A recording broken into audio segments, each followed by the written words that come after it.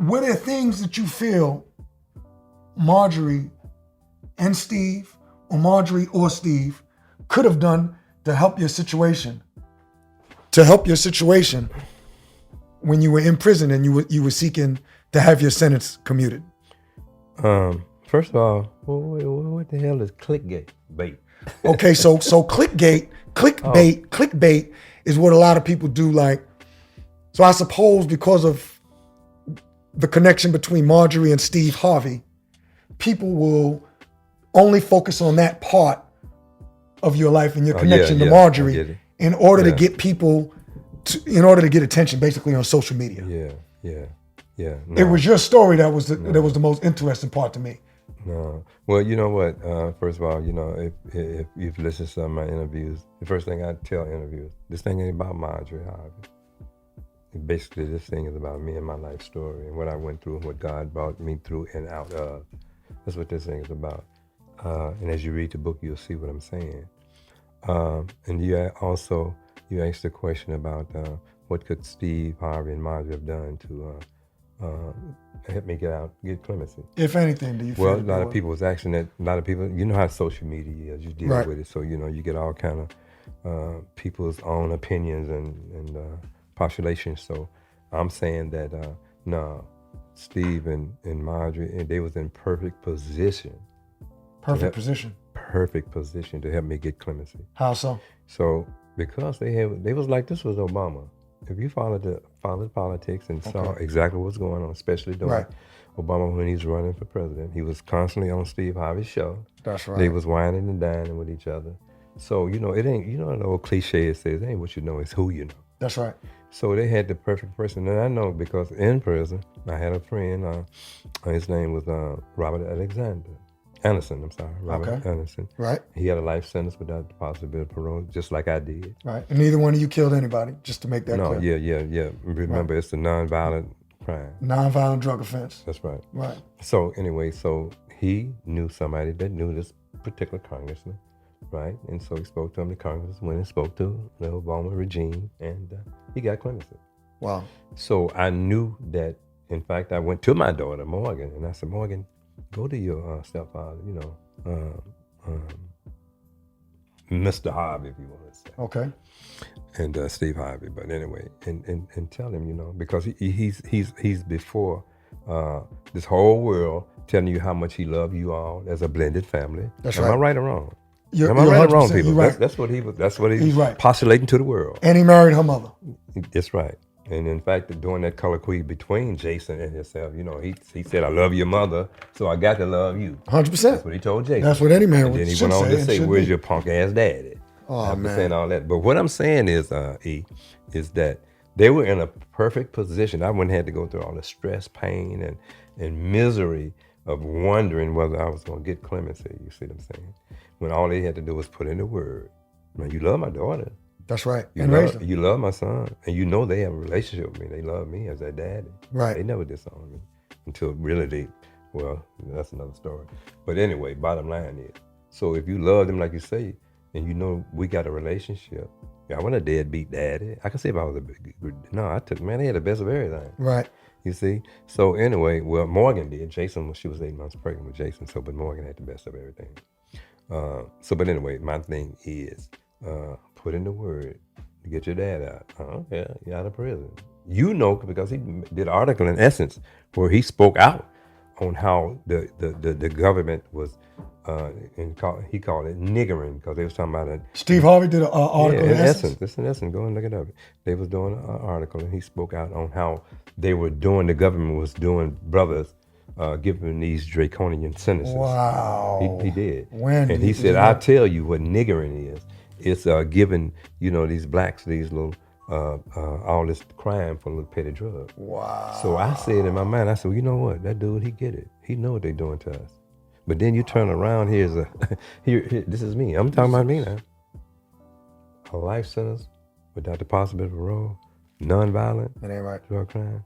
You're in a perfect position to help me, the kids, daddy that you say you love, and you don't do it. And not only that, Marjorie, ain't nowhere in the world, she was supposed to say, hey, Steve, we got to help him because, you know, he helped me. Wow. I'm not I'm with you because he didn't take me to prison with him. Wow. That's all I'm saying. I'm just keeping it real now. No doubt. This stuff I've been holding in, and now I'm not, and trust me, I promise, I'm not mad. Right. Only thing that I'm pissed off is because how you doing? Our grandbaby is now daughter and her husband. Right. That's it. You know, all the other stuff, that vengeance is mine, says the Lord. Right. So I'm just keeping it real from that perspective. Right. So yeah, they was in a perfect position to help me. Right. And you reached out to Morgan and... Yeah, I sent Morgan to tell her. This is what I did. I told Morgan to go and talk to your stepfather and tell him to put in a good word. And I'm out of here. That's all it is. Like I said, it ain't what you know, it's who you know. 100%. And they was in perfect position to do that for me and didn't. So, did she tell you why? I never talked to her. That's what No, Morgan. What did Morgan say when you? Morgan told me, she said, Dad, I'm telling you, he gonna throw it under the carpet. Otherwise, she knew what he felt about me. So we talked now. A lot of things that I didn't know and see, she made it plain to me. Right. And she's 37 now. So. Wow. Well, that's Jimmy Townsend. That's pretty deep. So, how did you end up getting, winning the commutation after all from President Obama? Tell us a bit about how that took place. Well, during that time and during this regime, you had to, so they came up, and I tell everybody now, I think it was really Eric Holder, that was really his baby, as far as knowing that we should do something, knowing that that regime should do something for these guys, like me, that was in prison with these crazy, unjust sentences. Right. And so he was in Obama's ear. That was pretty much, and I got to give the accolades to who deserved it. That was Eric Holder. And so, but anyway, and so long story short, that the protocol for clemency, to obtain clemency is, they furnish you the lawyers, right, to file the papers, the necessary paper. Okay, I didn't realize that. So the government gives you attorneys to work with you to file the paperwork. Yeah. All right. But let me to submit it. But let me show you this in faith scenario. The government had given me a lawyer. Okay. To file the papers. They was giving everybody a lawyer to file the paperwork to get clemency. Right. Now I had a lawyer, but this lawyer never called me to inform me that the government had given him to become a lawyer. Wow. Yeah, but during this time, Morgan and her husband, right? They went to Morehouse and she went to. Oh, really? Okay. Yeah, but they had a friend. They had a friend that was a lawyer. Okay. Right, in D.C. And they asked him to do my clemency papers. Help me. Okay. And he did. He said, for you guys, I will. And so he began to do my clemency papers. But in the midst of it, he contacted me and told me he couldn't do my clemency papers. Why not? Because the government had given me an attorney. And the only way that, listen to me now, the only way that he could do my clemency papers was that I would have to sign off saying that I didn't want the government's lawyer. That's right. And check this out. I said, well, you didn't start. I said, no, I'll sign off. And I did, but check this out. If I had known that he was just, listen, I'm going to show you the miracle of God and how God was working in my life. Listen, I'm telling you, this funny. This is the good part. But listen, this is the good part. Say, listen, so come to find out later after I had signed off the government's lawyer, right? I come to find out this dude was a financial lawyer. Wow. Dealing with finance. They know nothing about, criminal law, nothing like that. Right. Listen to me, y'all. I'm going to show you how good God is. You better listen, because if God is with you, who could be against you? Wow. You don't know what to say, baby boy. So listen. So anyway, that's what happened. So I signed off, but then after I found out he was a financial lawyer, I said, what the hell have I done? I ain't like, my mind was like, man, I done messed up. But God was showing me something. You don't need no financial law. I mean, you don't need a criminal lawyer or whatever, man. Right. You know what I'm saying?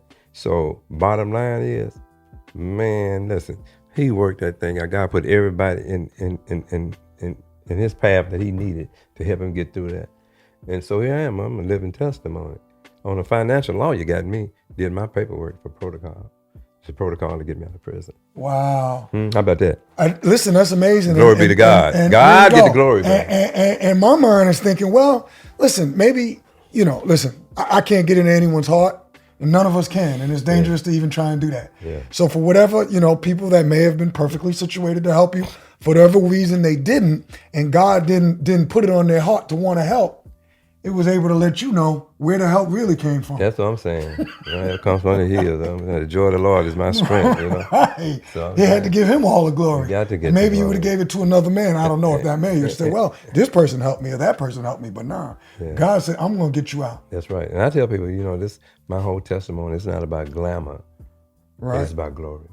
And Wow. God's get the glory. And I tell everybody, if you don't want to hear me talking about God, you need to go head on. Wow. But I know where my help came from.